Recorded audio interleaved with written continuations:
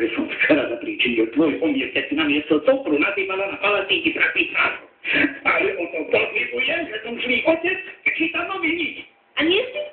Nie je tvojou povinnosťou urobiť všetko, aby tvoja jediná dcéra neprepadla? Neprepadla?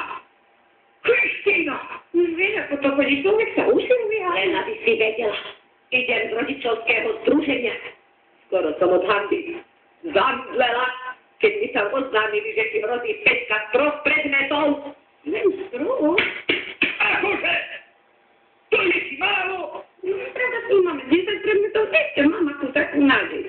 Čím viac predmetov ráznem, tým skôr ma vylejú a bude pokoj. Ty bezúčitec, ešte sa opovažuješ vtipkovať. Všetkému sú na vine tvoje zastaralé výchovné metódy. Namiesto toho, aby si sa snažil pomôcť svojmu úbohému dielu. Máš sa na miesto nemal si úlohy, ja jej mám počítať príklady. Ja by si to dokázal, ale keď ti ukážem rovnicu druhého stupňa o dvoch neznámych kvalitách, ako by si sa s tými neznámymi chcel zoznámiť. Ja ti samku. Ty by si bol toho aj schopný, aký si brutálny. Ja, brutálny. Nehovorím to ani jednoznačne namýšľať. Ja znám to, čo nie. Prestaň hlúpostiami, musíme niečo podniknúť. Kristina nesmie prepadnúť. Už to mám. Sused návyše profesor na Vysokej. Poprosíme ho, aby sa jej odčas venoval. Utekaj. Počkaj, Sveťoku. Musíme to predebatovať.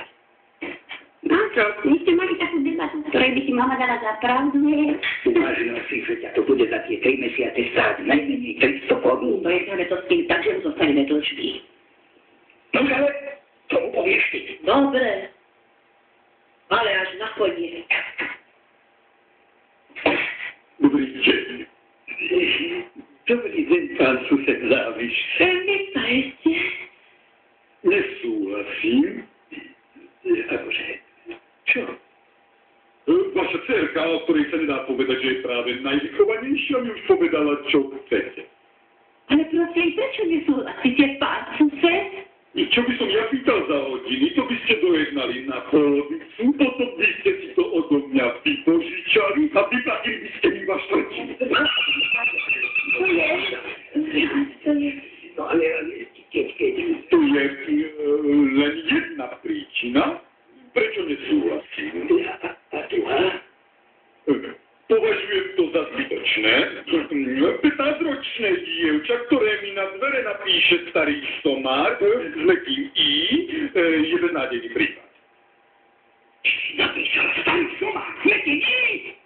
Dúfaj, to budeš opraviť, Kristína! To už nemusí. Mne je to jedno. Tak teda, dovidenia. Na to opraviť? Nezaslúži si.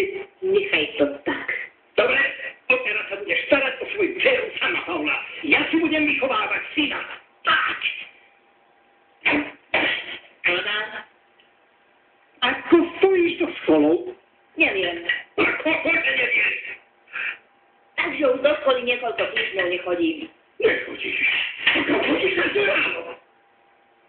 Na dosti údra. Podarilo sa mi zostrojiť mamino fénu dokonalý elektronický postroj. Chceš si ho vyskúšať? Zbásne si sa. Veď ťa vyrazia do školy si nechťatník. Ale neboj to. Ako to? Už ma vyradili, vieš? Vyrazili. Krásne, ty darmohráč. Čas ty to odutuješ, ja s vami spravím poriadok. Raz, dva. Ja vám ukážem.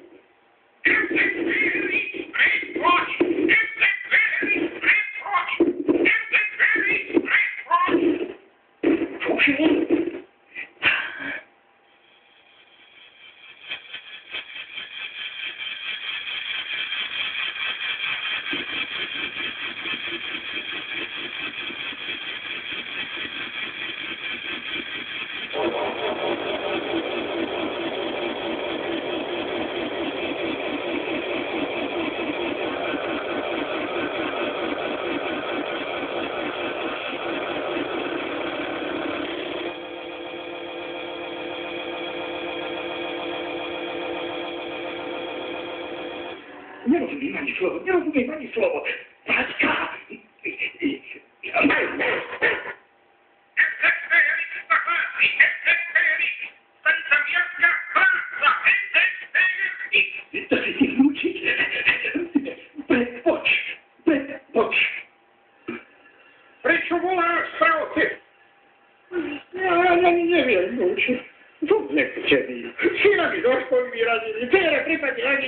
učiteľia hovoria, že sa neučí. Gymnázium, učí sa ich čuletvo. Počkaj, pozriem sa do lexikónu. Aha, už viem. Zastaralá forma minulom tisícročí. Ako? Vás neučí na školách učitelia? Učíme sa pomocou biodiódovej živice hypnoaudioidiotickou metódou. Úsne? A povedz, výsledky? Vynikajú. U nás napríklad embryo krmené touto živicou vie samo povedať, kedy by sa chcelo narodiť. Neuveriteľné, senzačné. Keby som ja sa mohol vyučovať svoje deti. Prečo nie? Pripravím ti jednu dávku psychoidiotického roztoku živice, ktorá 1000-násobí biofrekvenciu mozgového centra. Fantastické.